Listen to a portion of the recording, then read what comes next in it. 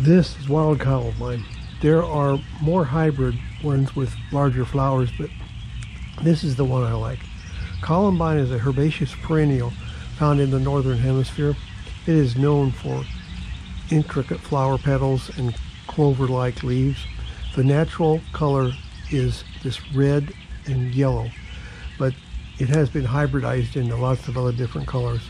Columbine blooms here in April in zone 5 and can last up to 6 weeks. The flowers are often nodding, facing outward, and are held high above the foliage on slender stems. Columbine grows best in part shade. Morning sun is best, but it must have moist soil. The best way to keep soil moist is to incorporate plenty of organic material. Even though columbine is short-lived, it often seeds itself and can grow in the same place for years under the right conditions.